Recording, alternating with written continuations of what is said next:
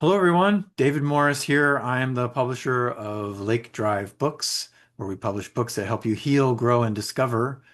And today I am joined by Katherine Spearing. How are you doing, Katherine? Oh, I'm doing all right. Where in the world are you? You're not in Paris, are you? With that Oh, behind you. I'm actually in the guest suite at my apartment complex because my air conditioner is broken and Oh, it's no. 98 degrees all summer and it's been broken for like a month and a half. That So is so unfair. kind of a Yeah. transplant at the moment. Did you say St. Louis? That's where St. you Louis. are? Yeah, I yeah. I don't know if I said St. Louis, but yeah, Okay. I'm in Well, I St. did. I hope that's okay. But Yes. yeah, you're in the middle of the country, more or less. Yeah, it's a little Um, bit more nicely decorated, a little bit more nicely decorated than mine. So good for a video interview. and we're here in Grand Rapids, Michigan.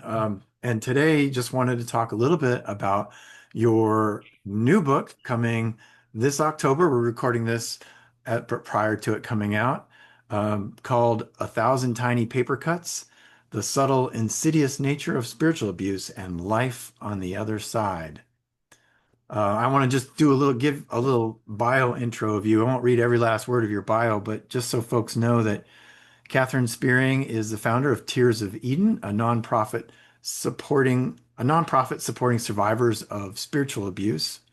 And you're a certified trauma recovery practitioner, and you have a master's in religion and cultures. You hosted the groundbreaking podcast Uncertain, pioneering pivotal conversations about spiritual abuse or abuse in churches. And you're also a novelist. You do work with survivors of spiritual abuse, and you're sought after podcast guest, speaker, and you're an advocate for women um, reclaiming their autonomy after systemic oppression. Mm-hmm. Yeah, and Meaning, you do a lot of other things too. You yeah, so like much. boxing. I just took up boxing. Yeah, It's yeah, really fun. It's really fun taking out aggression. yeah, yeah. Yeah, I know none of this like aerobic like running that I do and No, biking. I need it to doesn't quite get it. I Yeah, need, hitting yeah. is really helpful. It's really Yeah. appropriate context. It's really helpful. Well, you know And what else is helpful is writing. yes, also very cathartic for And you just do you still getting. do writing? Or is writing still part of your routine, or is it more like when David, I you have a book coming out in 3 months. I am doing everything for that. No, I'm not running at all. Yeah, yeah, yeah. Well, no, that's the thing about writing and promoting. Exactly. I'm just like I Yeah. kind of just like settle in. We're recording Yeah. the audiobook right now. That's Um, right. That's right. so yeah, so I've just kind of settled in. I was like, I'm probably not gonna be able to write anything original until the end of the year. Just kind of like Yeah. it's okay. You It's worth mentioned it. you mentioned you're recording your audiobook right now, so you're back into this content very deeply right now. Yes. You're recording it. How's it feeling? Talk about like Very, yeah. Very yeah. good question. Always a little interesting to like revisit it after, because I think that probably the last time that I read through the whole thing was like maybe last fall. Yeah. So just like revisit the story and be like, oh yeah, this is real. Like this is Right. real. This really happened. Because you get, busy with your life. And I'm not in those high control abusive spaces anymore. And so it is not like this daily thing that I'm interacting with personally. And so to just like go back and remember all of these stories, all of these things that happened. Right. And then also, I mean, I'm like reading it and I'm like, man, I'm a boss. I survived all this. Like, I survived all this. And then Yeah. I'm like thriving and I'm happy and I'm successful. Like, I should be in a ditch somewhere. Like, this is very harrowing.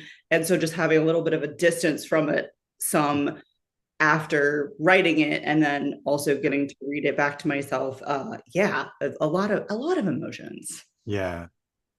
Yeah, it is all that. So you wrote this book in a sense for yourself, but tell me more about who you wrote this book for. Why Yeah. did you decide to take on the big task of a 60,000 word manuscript? Sure. Yeah. Yes. Well, in terms of writing it for myself, my favorite piece of writing advice is write the book that you want to read. And I wanted to write a book that captured the experience of spiritual abuse, because it's very hard to capture because of how subtle it is, but Mm. also explained that experience. So I didn't want to write just a memoir that was just a story, but Right. I wanted to read something that explained the experience of spiritual abuse through story. And so I wrote that book because that was a need that I saw in this spiritual abuse recovery space for survivors. Is there are books that are explaining it, but that capturing of that experience and what it does to you when it's happening, but then also after it's happening. That was what was on my mind of something that was needed in this space that didn't exist yet. Something, what was needed was capturing what happens after. Is that what you just said? Capturing the experience, like what it's like to actually experience this abuse, Right. and then also, yes, experiencing it real time, what's happening in real time, but then that long process afterwards, Right. recovery Right. process afterwards, was something that was missing in the literature, in my opinion. Right. I don't disagree, obviously, as your publisher, but it is true that it's one thing to talk about these things. It's another thing to actually know the stories. Like we publish queer authors, and often I'm saying, you may know someone who's trans or you may know someone who's gay, but have you really heard their story Yeah. growing up? And it's amazing. Even me, who's read a lot of these books, I'm Mhm. always taken aback. Like I had no idea. I had no idea. Yeah. And I think that's got to be true, especially for women in spiritually abusive church environments. You know, Yeah. how would I have an idea about that? Yeah. Some, And I yeah, certainly hope it helps people who have never experienced before also understand what that experience is like. And because I hear that all the time from survivors. We're yeah, very isolated. We tend to be very isolated. We're the only one, and maybe we know one or two other people in our immediate circle who have experienced this. And so to be able to say, hey, to my therapist, here is this book, read this book. This book will tell you what I went through, or to give it to a family member or to a intimate partner or something to help explain, capture that experience, so that because part of the exhaustion of the recovery process is explaining it, and then yet if we don't explain it, then we are isolated and people don't understand. So the catch 22 of that part of it as well. right, right. So you're an expert in spiritual abuse. You counsel people in it. You're certified to counsel people in it. Um, so you're bringing a nice mix of your own story Yes. that you experience in a very it's almost like an ethnography of one, Mm-hmm. where you're also backing out and sort of speaking in more insightful, bigger perspective, analytical kinds of ways. So it's a nice mix in that regard because so many books are just, like you said, explanatory. Some are just memoir-ish. Right. Um, you also, though, do something in this book where you called them interludes, where we actually set in different type, other kinds of content. Um, like some of it's more explanatory, some of it's more like just accounts from people that you've talked to. Talk about what you're trying to do with the interludes. Yeah, the interludes are intended, I think, two things. First of all, they're more artistic. Like the one first one that's coming to mind, which is in chapter 2, which is this just satirical little parody, little breakout session about how to be a cult leader, and it's like somebody training someone how to be a cult leader, and it's humorous and it's satirical, but it's also like this is how leaders operate, and art can sometimes get at the truth in a way that just telling a story can't.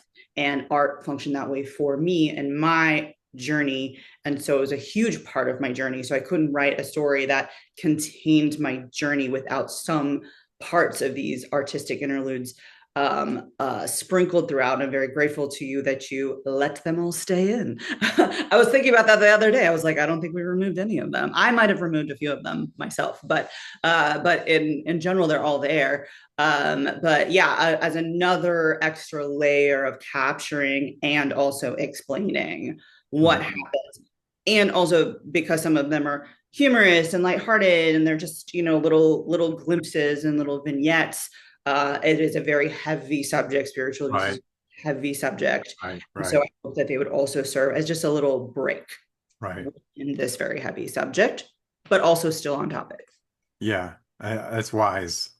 We get that comment about some of our books at Lake Drive. This was kind of hard for me to read, and well, yeah, you Mm-hmm. know, but it was still Mm-hmm. helpful and informative. That's helpful. Yeah, I think that was really wise to do. Now, so far in this conversation, we've been kind of just assuming people know what spiritual abuse is. Um, let's try to talk about that more generally. Like what is like what how would you sort of define spiritual abuse? You don't have to be perfect, just do it off the top of your head. I think people would like it that way too. Like how would you define Yeah. it? And let's get into that. It helps me to kind of put spiritual abuse in two little buckets. One is like overt spiritual abuse, and one is covert spiritual abuse. Overt would be spiritual abuse where someone is overtly using God, the Bible, sacred text to manipulate, to coerce, to cause harm. Something that is pretty common that a lot of evangelicals and ex-evangelicals are probably familiar with is purity culture, using the Bible to control people's sexuality, but not just their sexuality, their emotions, their relationships. It's very, very controlling, and causes a lot of damage and is done in the name of God. So that would be something that would be overt. Something that would be a covert spiritual abuse would be something just, it's just the environment that you're in. Maybe no one ever said you are supposed to smile and be happy and praise God all the time. Maybe no one ever said that, but because you walk into church every morning and every Sunday morning, and everyone is smiling and everyone is happy and nobody's talking about their struggles. And if they do talk about their struggles, they're talking about it through this very specific lens of like, but the Lord saved me and the Lord redeemed me and the Lord, and they put this positive spin on anything. And so if then I'm struggling with depression or I'm struggling with my job or having challenges, I'm receiving this very covert message that I'm not allowed to struggle. And if I do, there's something wrong with me. And so that part of it can be much more subtle and a lot more difficult to point out, but can also just cause just as much damage as something like uh, uh, purity culture, where it is much more overt and very specific, and we don't always recognize that this is happening in a religious context and God is being used to coerce and manipulate and exploit in these specific scenarios. So that's kind of how I like to Right, categorize it, and right, they're typically both happening at the same time. right. Yeah, that was really good. I would say that a lot of folks, when they hear someone talking about spiritual abuse, they will tend to think, and it might even be a natural tendency to think that, well, this happens in more extreme situations, Sure. which you describe more as or as overt, perhaps. But you also described the more implicit kind. You didn't use covert. You used overt and implicit, or I forgot what you were. Covert, which would Oh, be you more did use covert. Okay, yeah. yeah, overt and Um, covert. yeah. Yeah. Now, you described to me what is sort of a very typical church experience where people are there smiling and um, exclaiming to the Lord about their, or exclaiming their desire for hope and happiness. But at the same time, you don't really see a lot of real struggle with emotions or feelings or the difficult side of life happening in our very midst among the people Unless Jesus is saving us. in this church, unless Jesus is saved. Yes. Yeah, right, right, right. And that is, I mean, to me, that is the American evangelical experience. Yes, it is. So Yes, it is. your very experience, Catherine, and your advocacy is an indictment of that larger evangelical experience, wouldn't you say? Yeah, and I think that that's part of what the book is about. Is like I have this story of being in what I would call a cult, which is a very extreme fundamentalist experience, and then this journey of like, well, that's not the real Christianity. This over here is the real Christianity, and trying to find a place within the church. And then I find those same exact things happening in the modern Right, regular evangelical church. They were just so much more subtle, and people do not want to hear that part. They're okay with me talking about the cults. They're not okay with me saying this is happening, or the evangelicals are not okay Right. with me saying Right. this is happening in your church too. It's just harder to see because it looks prettier. So you did come from a very extreme situation in terms of your own family life and your early church life, which people can read about in the book. I'm not going to ask you to go into that right now per se. What I'm really curious about is you also worked in some ministry settings Mm-hmm. that could probably be described as pretty mainstream Yeah. evangelical ministry settings, and yet, whammo, you were seeing it there as well. Yeah. Um, so it is an indictment, I think. I think there's a lot of work that needs to be done in our evangelical style religion in the United States. And a lot, I mean, I don't think we even understand how much needs to be Yeah. done. Or I'm not how really sure what my pervasive. question is, but yeah, do you have any Yeah. comment on that? Yeah, yeah, very, very pervasive. And it's not just in church on Sunday, right? Like we were founded, USA was founded as a Christian nation. And so this stuff has been here for centuries. Okay. This is not new. The expression that we are encountering is just the current expression of this. Spiritual abuse did not just suddenly Right. appear. We have language for it Right. now. We didn't have language for it 30, 40, 50 years ago because it was Right. just life, right? It was just Christianity. This is just how you do Right. Christianity. The fact that we have language to parse out and be like, actually, that's really harmful and really damaging. And oh my goodness, look at the Right. Bible. There are some really problematic stories that are never explained ever. Right. Like the one a common one for maybe half my clients is the Abraham taking Isaac, God telling Abraham to take Isaac to kill Isaac. And then at the very last minute, God is like, just kidding, you don't have to kill your son. Very damaging. And for Yeah. many children hearing that story, it lands as trauma Yeah. because they're not able to separate this as like a myth or like this Yeah. is so real. I mean, Um, I never understood that story as a kid, and now right. I'm a PhD in religious studies. I still don't understand that stuff. I am a master's in religion and cultures, and it is a Yeah. very bizarre story. Yeah. And what they used to explain that story Yeah. was also damaging. Typically, like Right.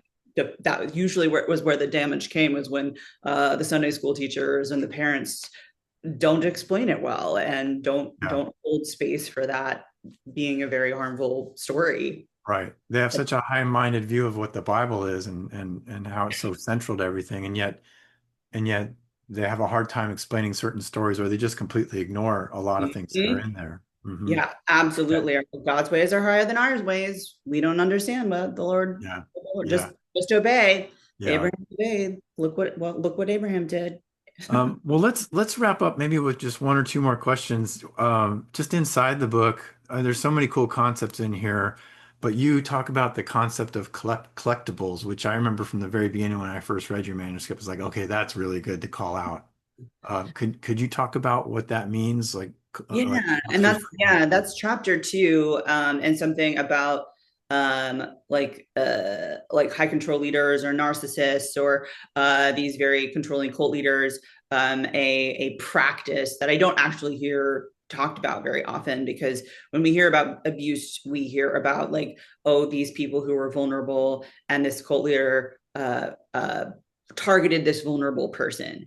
Hmm. That's actually not typically what happens. And very competent, very professional, very just smart and secure human beings get pulled into high control environments all the time. It is not just you have a story of abuse and so you got sucked into this.